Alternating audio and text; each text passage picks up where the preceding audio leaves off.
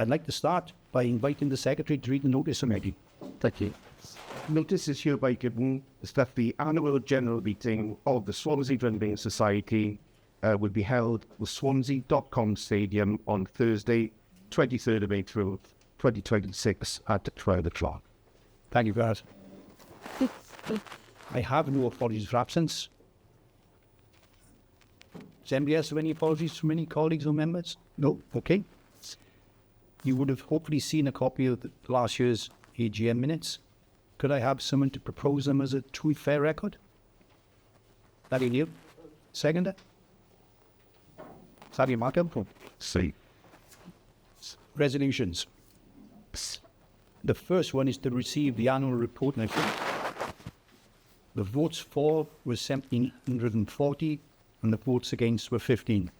So the annual report and accounts have been accepted by the members.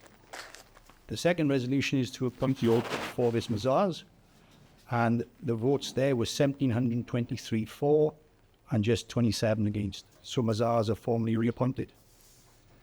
The next one is to approve the Director's Remuneration Report. The total votes for was 1,659 with 70 against. So the Remuneration Report is accepted. Resolution 4 is to re-elect Andrew Morgan, one of our NEDs, and the votes for were 1,719 against 27. So Andrew is duly reappointed. The next one is to re-elect myself. The votes for were 1,714 and there were 33 against. So I'm duly reappointed. Thank you for that. Resolution 6 is to re-elect Mr. John Union as a NED. Votes for was 1,707 and the votes against were 38. John, you were duly reappointed. The last one, in terms of the resolutions, is to re-elect Ms. Sophie Thomas. Votes for was 1,720 with 29 against. So Sophie, you were re-elected. And that is it as far as the formal part of the agenda is concerned. So, Nathan, can you give a talk, please? Yeah, thank you. Thank you, Chair. So, can you hear me? So before I start and talk about the 2025 performance, I just wanted to pay tribute to our CEO, Alan Williams. So next week marks Alan's 25th year in charge, or 25 years of Alan being in charge of the Society as CEO. Alan is already the longest serving CEO in the building society sector and has led the Society through a number of macroeconomic cycles, such as the global banking crisis, COVID, and most recently, the cost of living crisis. Alan has also seen significant sectoral change over his period of leadership. When he joined, there were 67 building societies in the UK, and today 42 remain. Under Alan's leadership, the Society has undertaken a sustained period of unprecedented growth and stability. As I'm an accountant, I like to use numbers to bring things up to life, so I thought we'd look at the 2000 position of the Society versus 2025. So when Alan joined, we had total assets of 34 million. Today, they're 715 million. Savings balances of 31 million. Today, they're 664 million. Mortgages of 27 million. Today, 577 million. And we were making 0.2 million profit before tax and provisions. And last year, it was 6.4 million. When you look at our reserves, our capital, that was just 3 million. And today, it's 49 million. Alan has had an unwavering focus on members' needs, and that's driven out not only our outstanding performance, but also our culture. And I think a lot of people in the room would have benefited from that today. So, Alan, on behalf of the board, your colleagues at the Society and the membership, just want to say thank you for the last 25 years.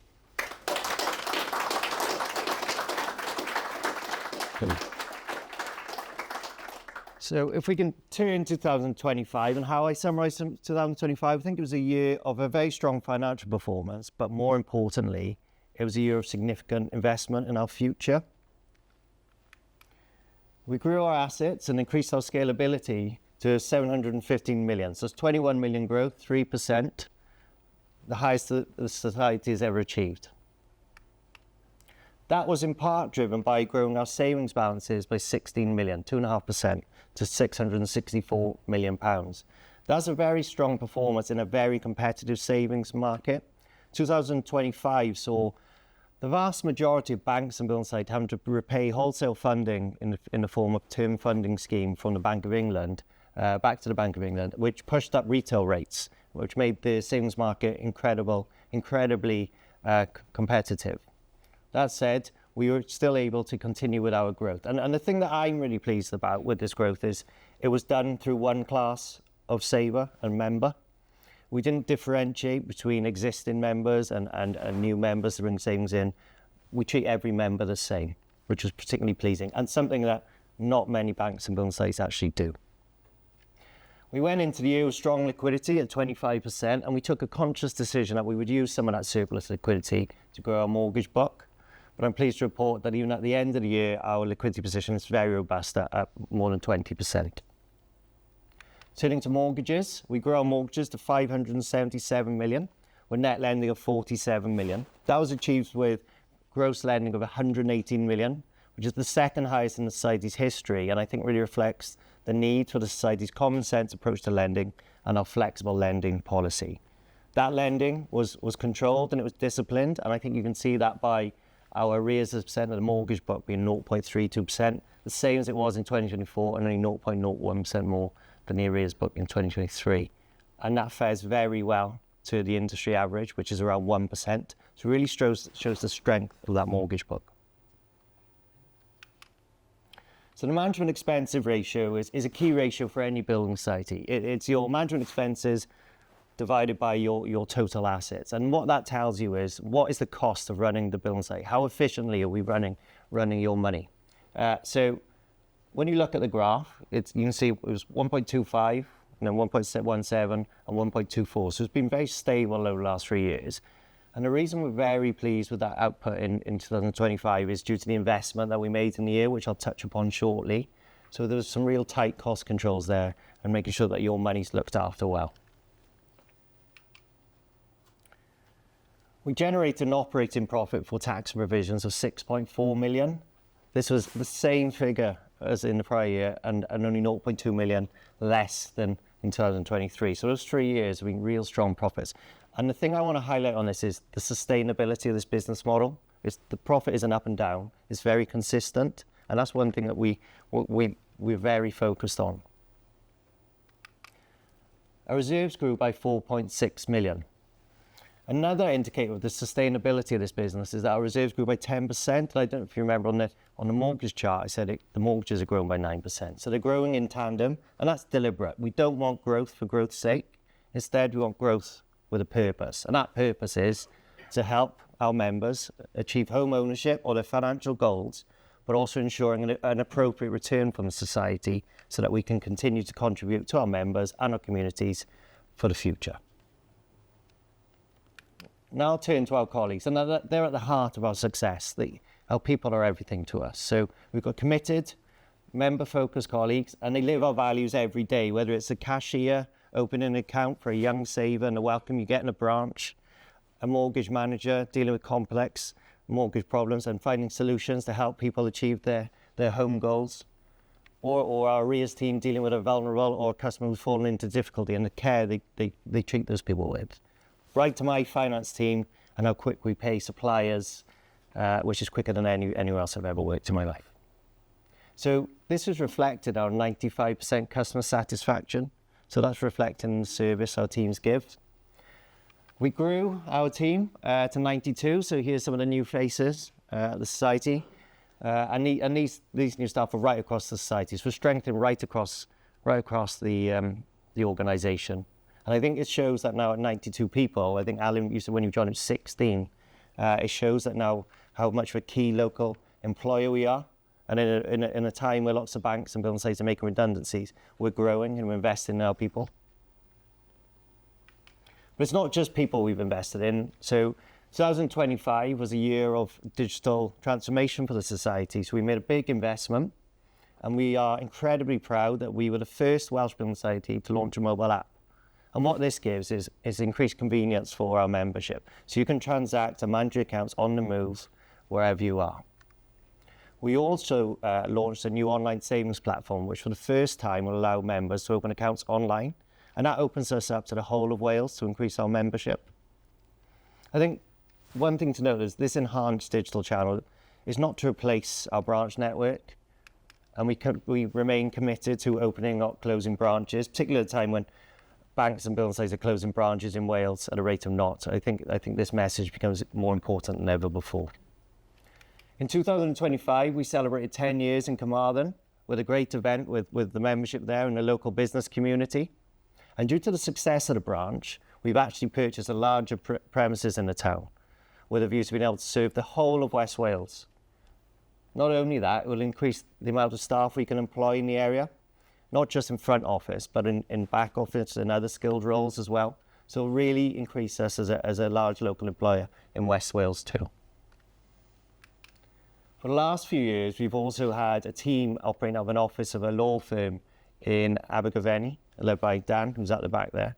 And again, this has been a great success, so much so that we've purchased a premises right in the heart of Abergavenny. We're currently working through planning, but the aim of that is to be able to serve Monmouthshire and the Welsh borders. So both projects, both on the premises, are progressing well, and please look out for future information on that coming soon. But I think that really shows our commitment to the branch network.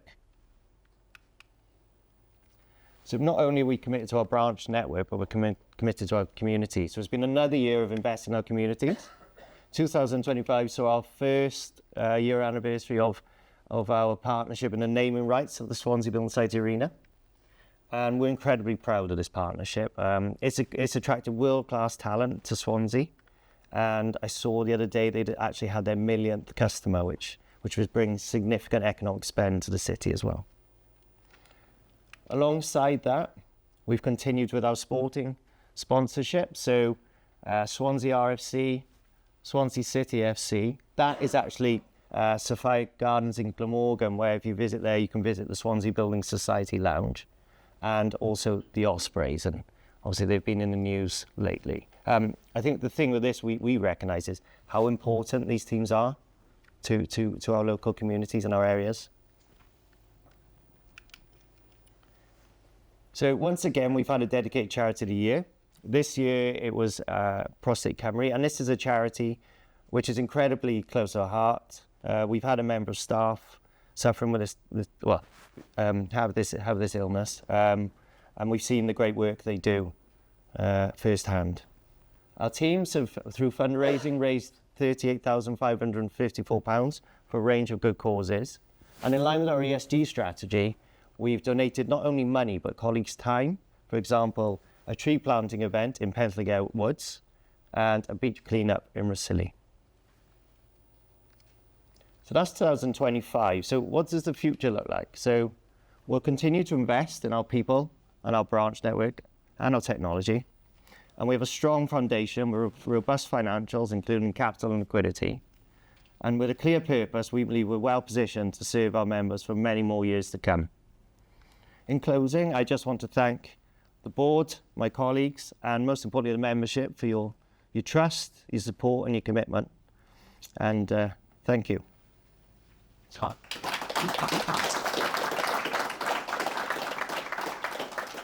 Now I'm going to pass over to Alan to go through some questions that were submitted.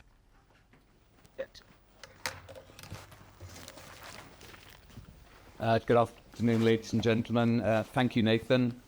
We have some questions from members which were received in advance of the annual general meeting.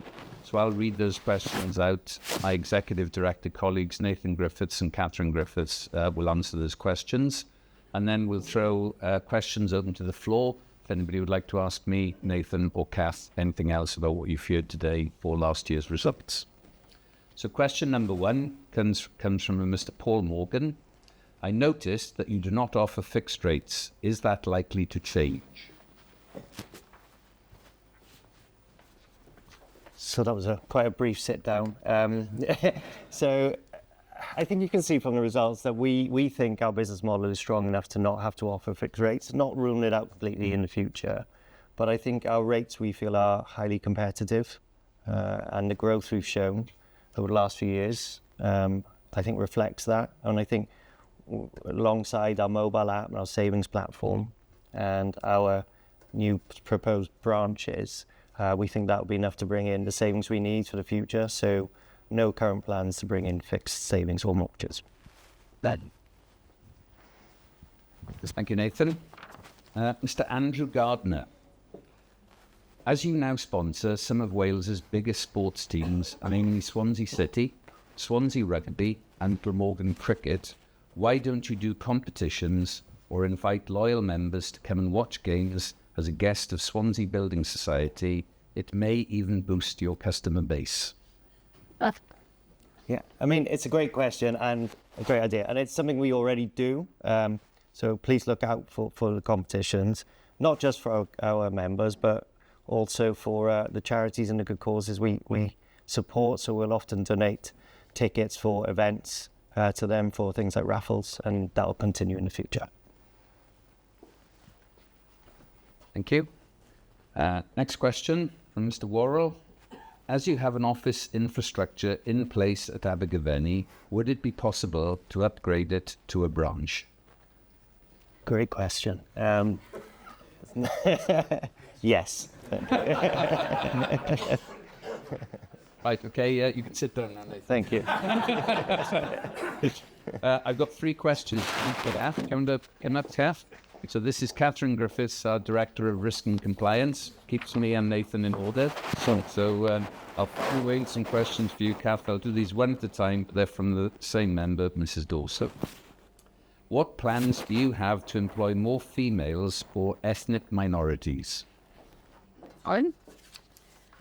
Okay, so as a society, we value people from all backgrounds and recognise the importance of diversity and inclusion. Better to put you, our members, first if we have a diverse workforce and, a board of talented people who represent you in the communities we serve.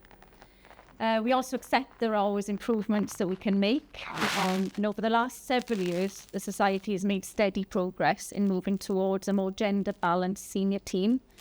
In December 2020, there were 3 women on the board, which I was proud to be one. We've also made good progress in broadening the age range up on the board, and that now runs from people in their early 40s through to their 70s.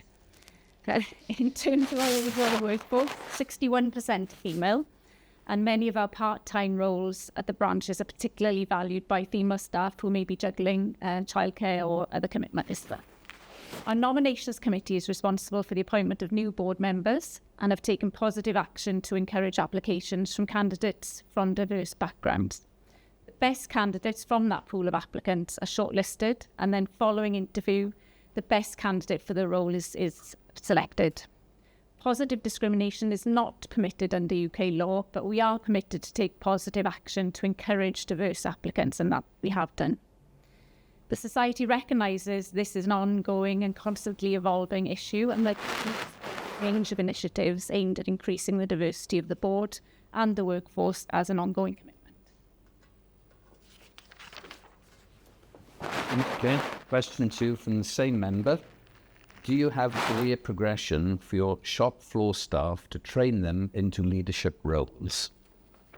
Okay, so yes, the Society is proud to have several excellent examples of staff being developed and promoted within Society, many of them who are here today. I'll give one example then, Mr. David Osterland, who is sitting here somewhere. He joined us as a mortgage negotiator in 2014, and he's since developed and progressed, now our current Swansea branch manager, who many of you know. Society offers all staff the opportunity to study and obtain professional qualifications regardless of what role they're in. We provide full funding and study support to staff, as well as a reward then for successfully passing that qualification in full series. We also support more role-specific training, for example, professional accountancy qualifications for our finance staff. Alongside formal training, all staff are encouraged to discuss any development needs or aspirations that they may have to work towards another role or a promotion. And the Society's performance process provides a tool for training and development plans to be drawn. Thank you, Kath. Question 3, at the same member. The pay ratio is fair but not progressive. What promises that these will remain the same or become more progressive?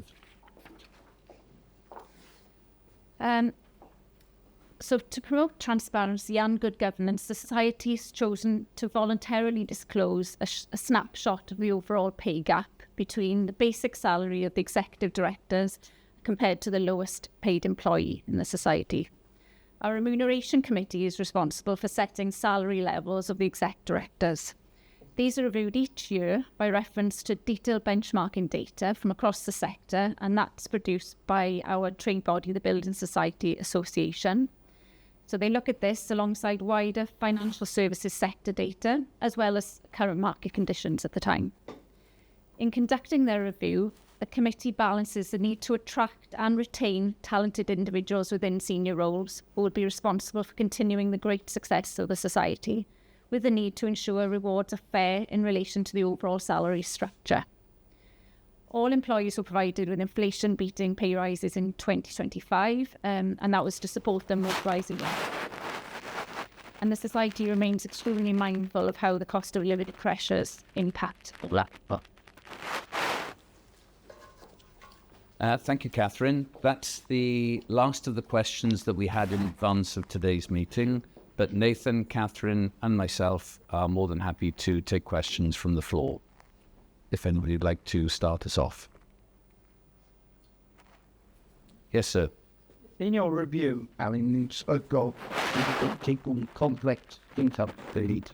Can you give us a little bit of detail on the process involved in systems on people's creditworthiness where they do have such diverse income stream? Certainly. So I can think of a very recent example where we had a hospital consultant employed in the NHS in Swansea, had banked with one of the major banks since he was a child, and they declined his mortgage application because on the mortgage application form, he was asked to tick whether he was employed, which he was in the NHS in Swansea, and self-employed, which he was, undertaking private work in a local private hospital.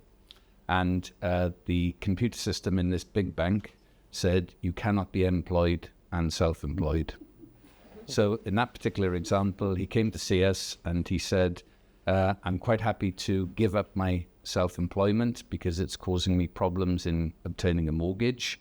And we said, well, you don't need to do that. We just need a tax return showing your employed income from the NHS together with your self-employed income, add those two together, and that tells us what we can lend you. So that's a very recent example of an actual case which I personally didn't think was complex, but I thought was very complex. And it was just adding two different income streams together. Is that okay? Right. Good. Anybody else got any other questions? Yes, sir. In colleague mentioned about the groups that technical and advice will have been unlike Barcode, the app that's been provided, but I was wondering what your thoughts are regarding the group in artificial intelligence. That would be broad like us, one out of particular, which I think was being detailed on rules and so on. Was to discuss that the other weapon. Yes. So at the moment, we use artificial intelligence internally, but we don't use AI at all in the customer journey. So the customer journey is done by real people at all times, and we only use AI as a tool to help us in terms of complex legal documents and terms and conditions and things of that nature.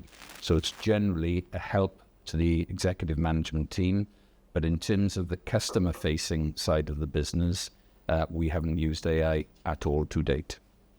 Brilliant. Anybody else got any questions?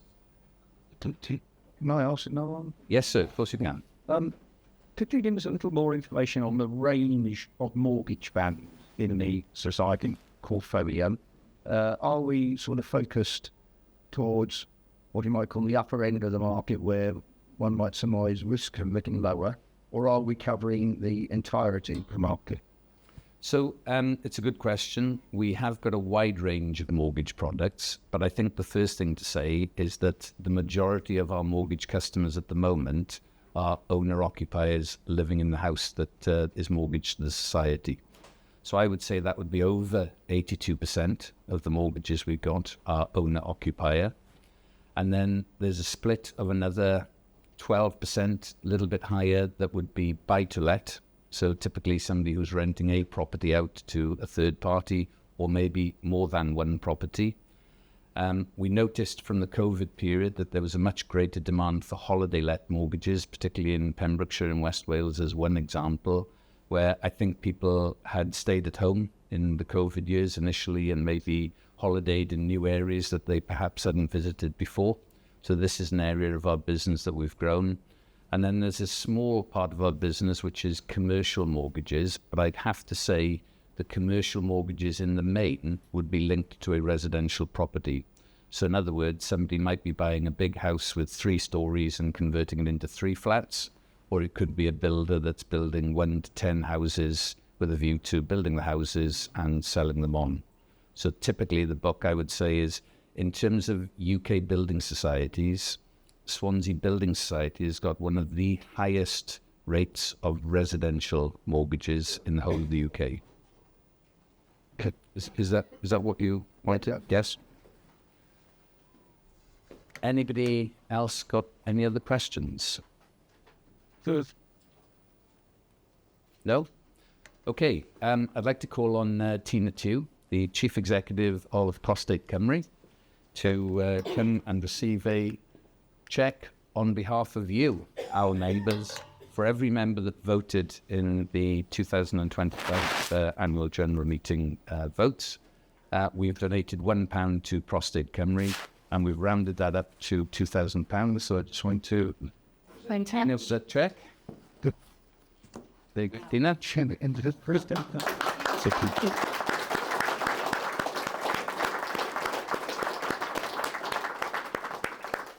So that's on behalf of you, our members, and I'm going to sit down now and let Tina tell you a little bit about prostate cancer. Thank you. Thanks, Lionel. Good afternoon, everybody.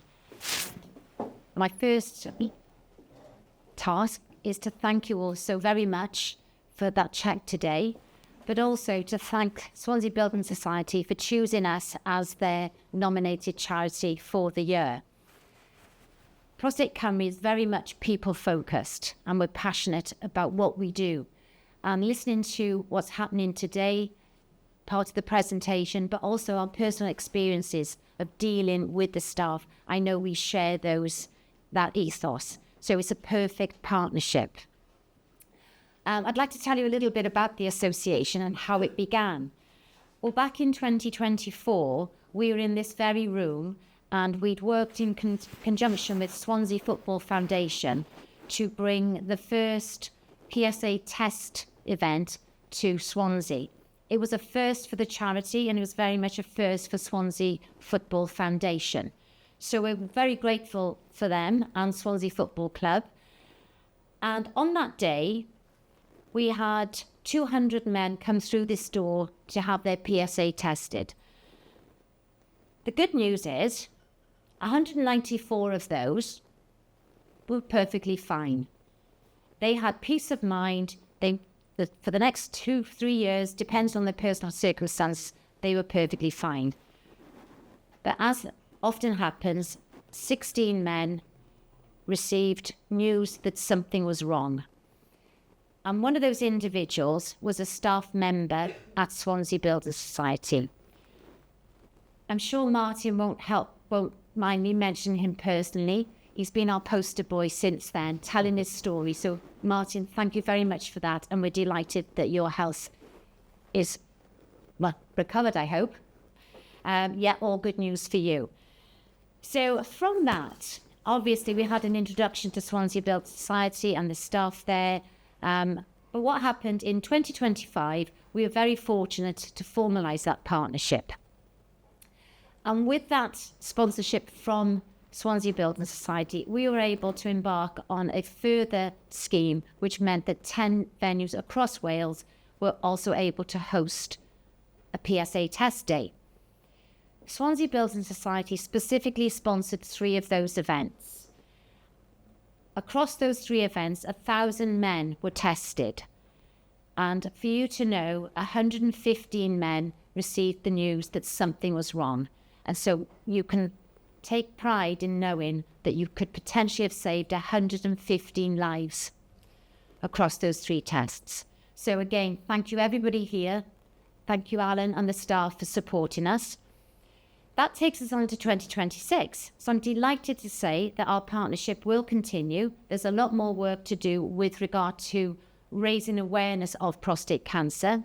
We have 10 more prostate cancer PSA days in line for the next 6 months. We've got another here in Swansea on the 31st of May. So we've got Fiona and Ellie here, staff members, who I think they put a little leaflet on the chair. So any men of a certain age, family members, partners, please give consideration to having that test done. It's vital. It's the only test available. It is an indicator, but please come along on the 31st of May if you fit it into that bracket.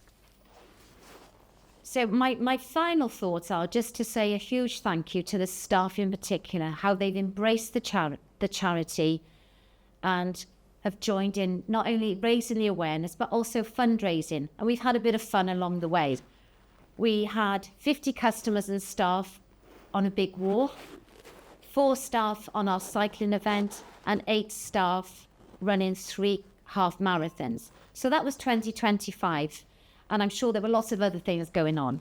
But this year, 2026, already we've got staff embracing us again. We've got Lisa doing a wing walk, 100 feet in the air. We've got members of the Carmarthenshire team, Curtis, Tony and Dan, 3 Peaks Challenge. And we've got Chris from Cowbridge. Well, he's running 3 ultra marathons and a Cardiff half marathon. So that's 100 miles that he's tasked. Well, good luck with that, that's all I could say. So, I'm sure there's more to come. So to sum up, it's not just about fundraising, but raising the awareness, and through the work that we do with you and your staff at Swansea Building Society is raising awareness, but more importantly, we're saving lives. Thank you very much.